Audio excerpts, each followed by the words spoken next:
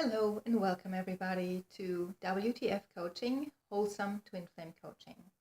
My name is Dr. Ronja Wieth and I will be talking today about alignment and ascension. We had originally planned today to have a relationship coach, Kate Morgan, with us.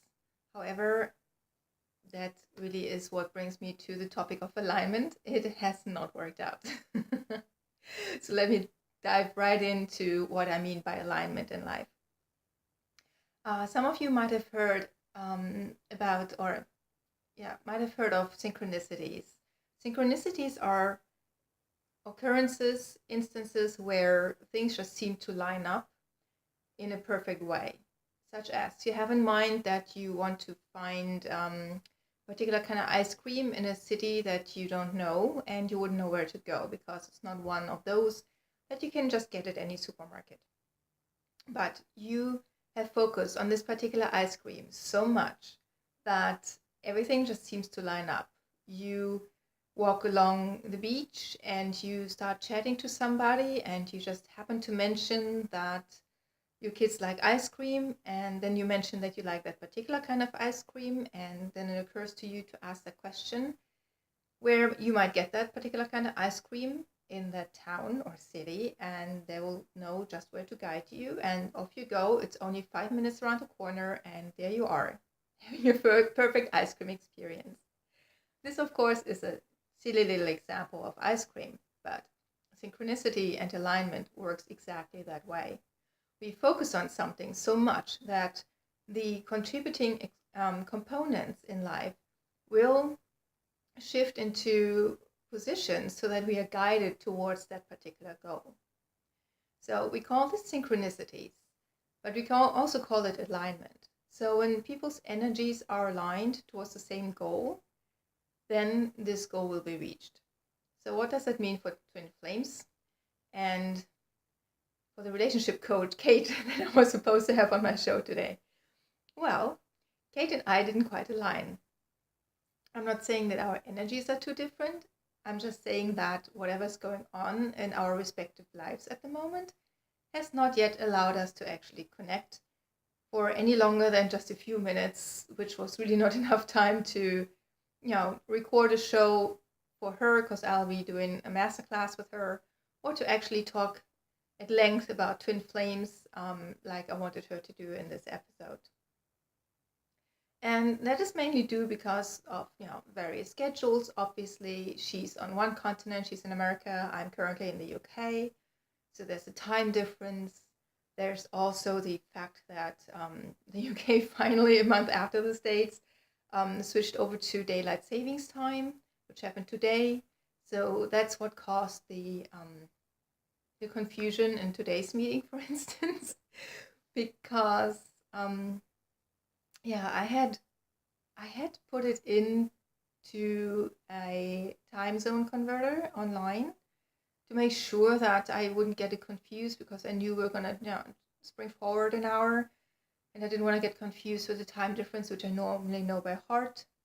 However, it spat out something different than was correct, and I missed her again.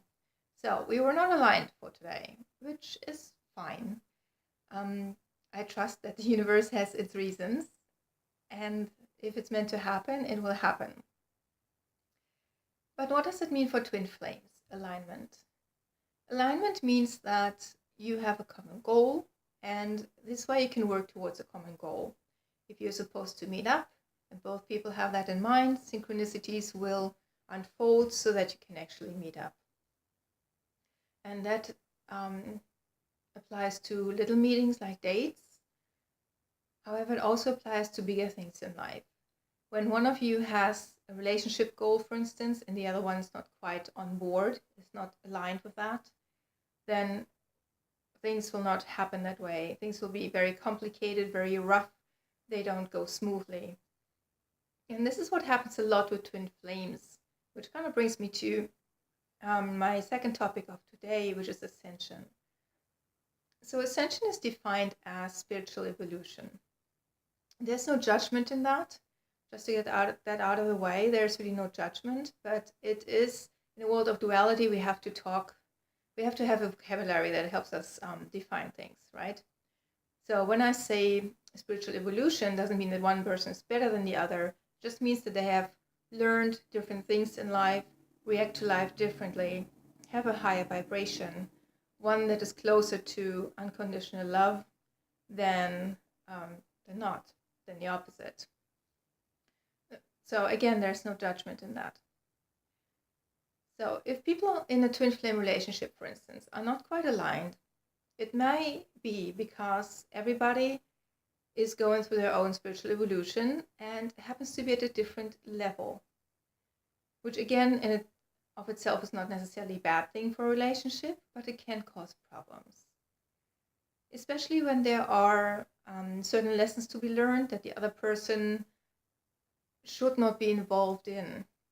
So for instance, if one person has a topic that is best brought out by their mother, for instance, their relationship with their mother, then having to deal with a female partner at the same time will just make things more complicated and even worse.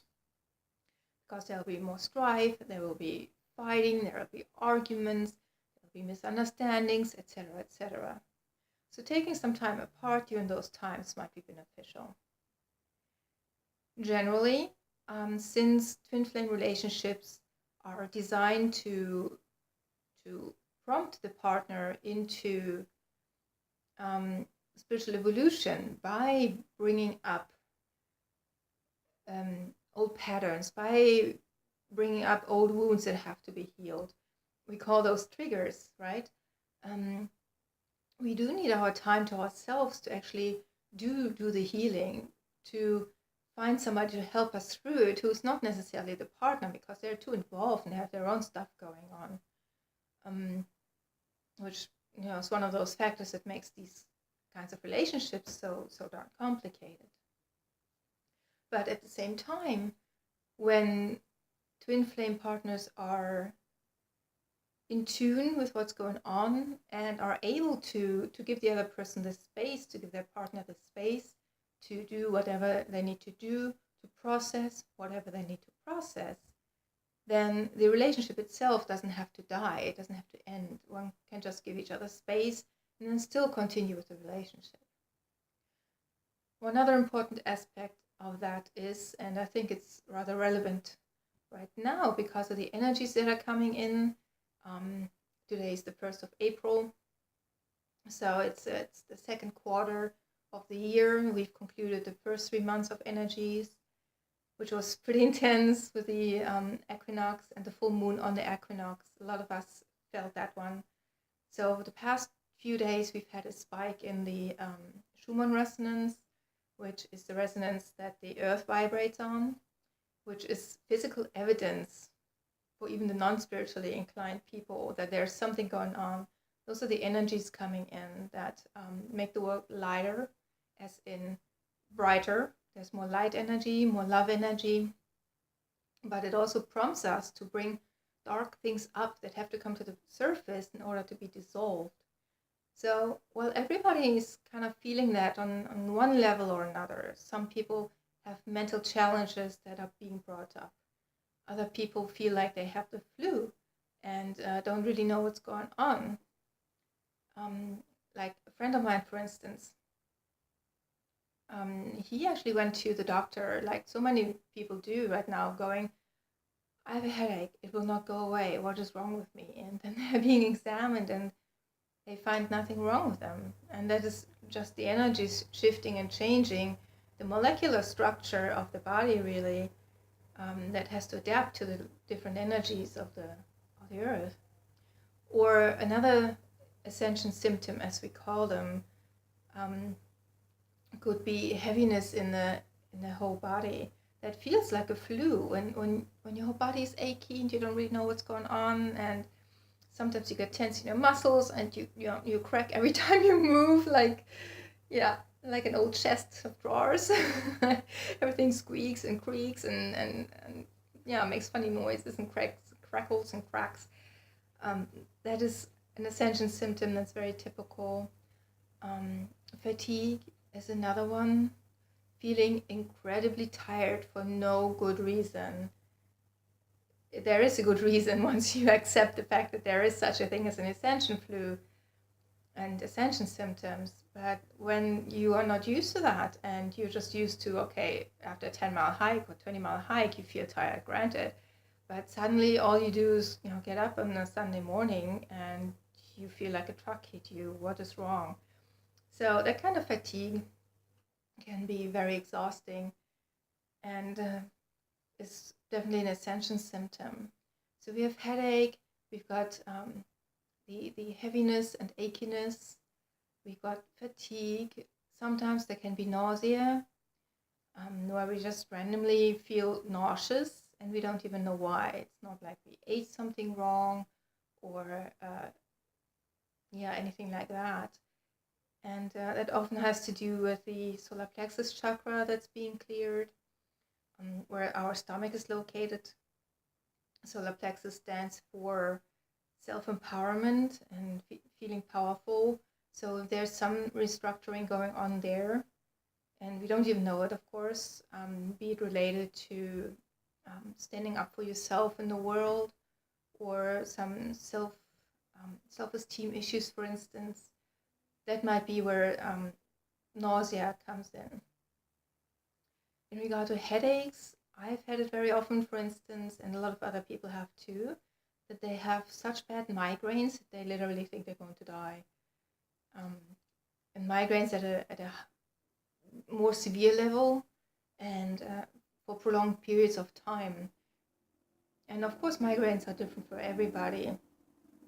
But when they turn into something where you're literally purging, your body is purging because all you do is vomit and you can't keep anything down, not even water, and you get to the point where you think you're going to die because you're so dehydrated, that's not usually typical migraine.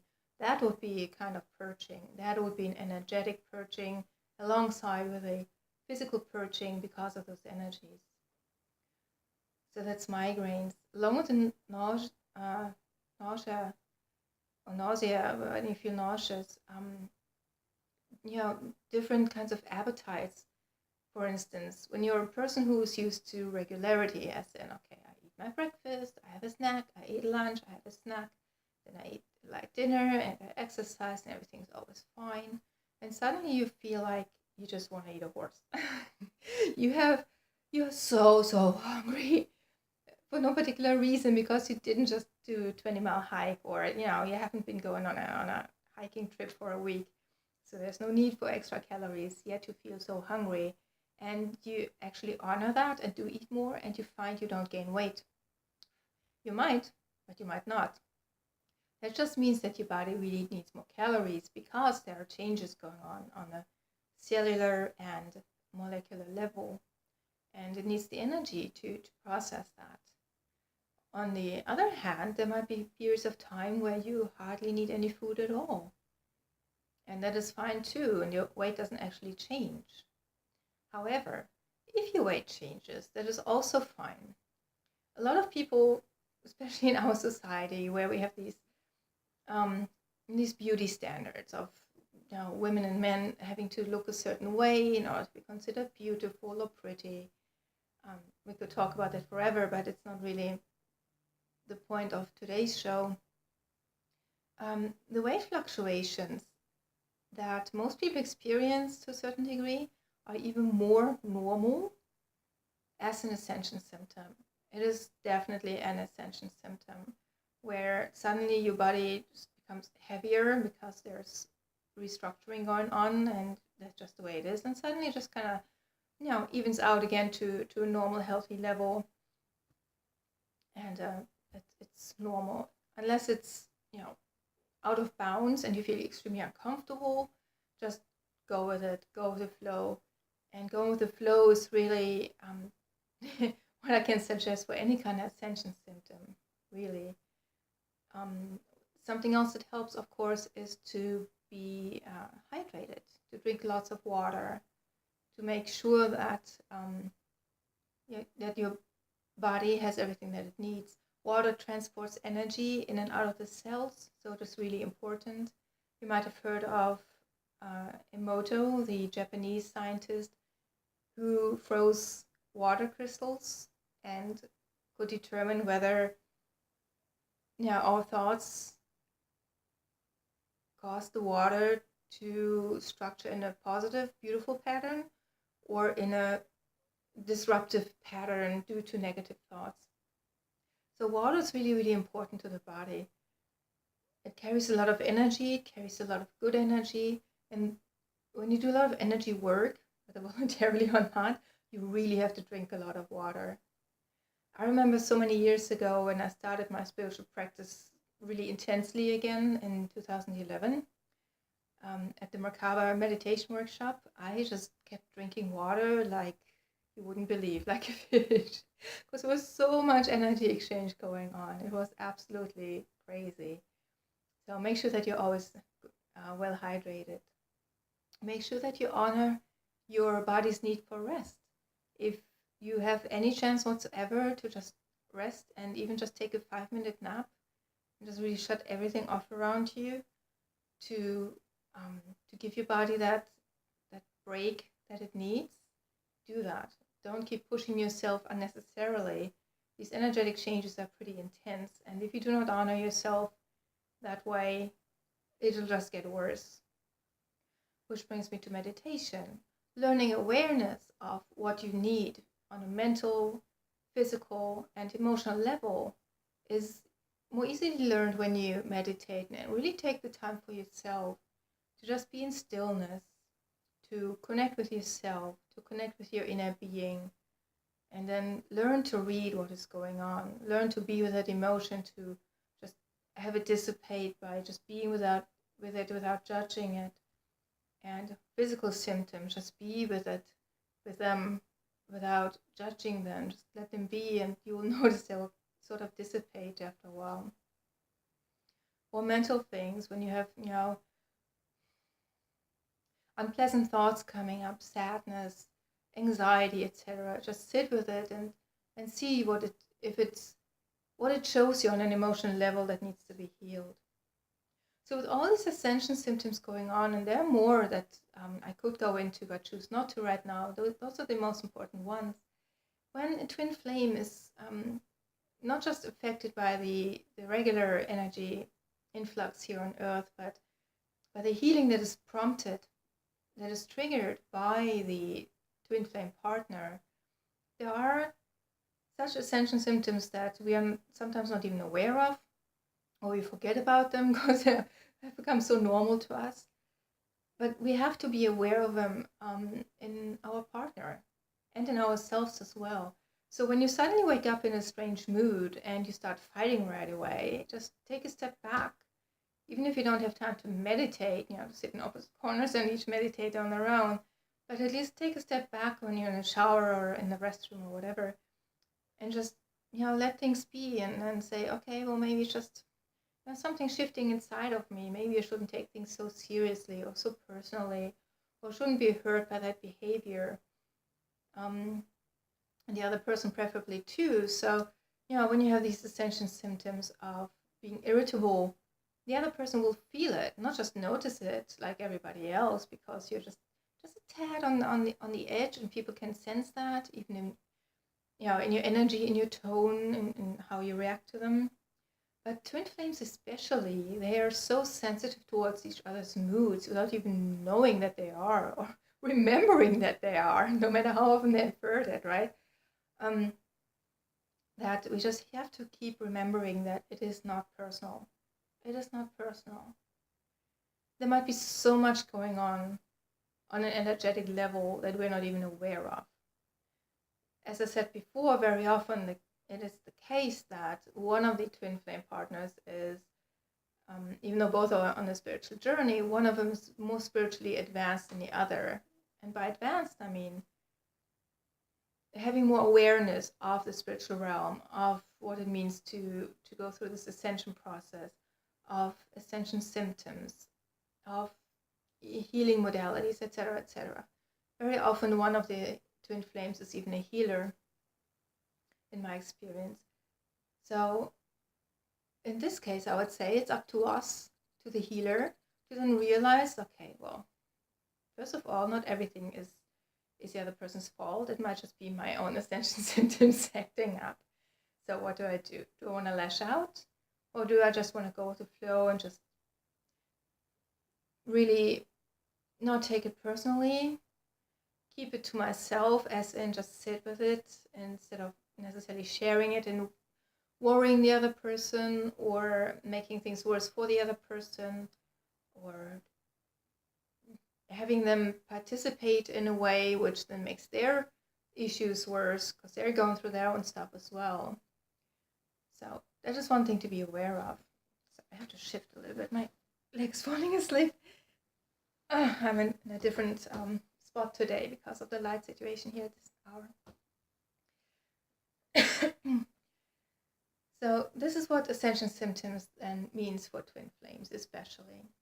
On the outside world, generally, when you suddenly have somebody snapping at you, I have noticed lately that it's become a bit extreme, really. People are really a bit more on the edge with these energies coming in.